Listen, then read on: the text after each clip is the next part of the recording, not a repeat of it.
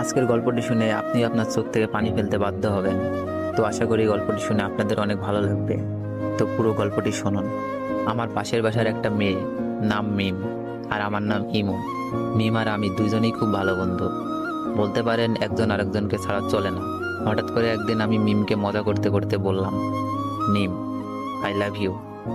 ও বলে, শোন ইমন, আমি তোকে ভালোবাসতে পারবো না, তুই শুধু আমার বন্ধু। এই কথা বলেই চলে গেল, আটকাতে পারলাম না। এভাবেই দিন যেতে লাগলো, কিন্তু মিম তো আমাকে ভালোবাসে না। কি যে করি। বলতে বলতে মিমের ফোন। ওই ইমন, কি করছো? তোর কথাই ভাবছিলাম মিম। চুপ থাক, খাইছস? না, তুই খাইছস মিম? হ্যাঁ খাইছি। তুই এখনই খেয়ে নে, আর মাঠে তাড়াতাড়ি আয়। আচ্ছা, বলেই লাফাইতে লাগলাম। মিমের মনে হয়তো আমার জন্য ভালোবাসা জাগছে। তাড়াতাড়ি খেয়ে গেলাম, গিয়েই বললাম, কিরে মিম, হঠাৎ জরুরি তলব? সামনে আমাদের এক্সাম রে, খুব টেনশনে আছি। কোনো চিন্তা করিস না, ফেল করলে তোরে তো আমি বিয়া করবো, তারপর 2টা ক্রিকেট খেলার টিম বানাবো, তোর এক দল আমার এক দল। বলেই হাহা করে হাসি দিলাম। কিন্তু হাসি দেওয়ার পর যা ঘটলো তা আমি কেন, আমার চোখও বিশ্বাস করতে পারলো না। এমনভাবে আমার গালে চড় মারলো যেন গাল দিয়ে ধোয়া বের হচ্ছে। চড়টা মেরেই মিম বলা শুরু করলো, তোকে বন্ধু করেই জীবনে বড় ভুল করেছি, আজ থেকে আমাদের বন্ধুত্ব এখানেই শেষ। বলেই চলে গেল। আর আমার চোখ দিয়ে বৃষ্টির মতো পানি পড়ছে। কিছুই বুঝতে পারলাম না, খুব খারাপ লাগছে। শেষমেশ বন্ধুত্বটাও শেষ।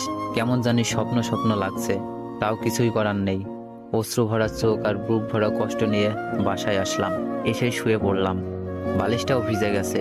পুরনো স্মৃতিগুলো মনে পড়ছে। প্রতিদিন ওকে ফোন দিয়ে ঘুম পাড়ানো, ঘুম থেকে জাগাতাম। দিনে কমপক্ষে 100 বার ফোন আর মেসেজ তো আছেই। সব স্মৃতিগুলো মনে পড়ছে। আমাদের বন্ধুত্ব শেষ হলেও আমি ঠিক আগের মতোই ফোন দিতাম, মেসেজ দিতাম। মিম খুব বিরক্ত ফিল করতো, তারপরও কথা বলতে চাইতাম। হঠাৎ একদিন দেখলাম মিম পার্কে বসে এক ছেলের সাথে হেসে হেসে কথা বলছে, যেন কলিজাটা ছিঁড়ে যাচ্ছে। তাই বাসায় এসে পড়লাম। বুকটা ব্যথা করছে, তাই ভাবলাম মিমকে একটা ফোন দিই। অনেকবার কল হওয়ার পর রিসিভ করলো।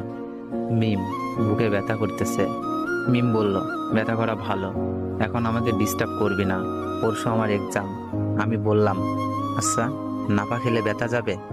হ্যাঁ যাবে, এখন আর ফোন দিস না প্লিজ, কিছুই পড়া হয়নি। আমি বললাম, কয়টা খাবো? তোর যতটা খেতে মন চাই খা, প্লিজ ইমন, আর না। আমি এবার বললাম, লাস্ট একবার, ভালোবাসিস? মিম এবার বলল, ইমন, এইসব কথার কোনো মানেই হয় না, আমরা জাস্ট ফ্রেন্ড। তোর অনুরোধে কিন্তু দ্বিতীয়বার ফ্রেন্ড হয়েছি, তাই যা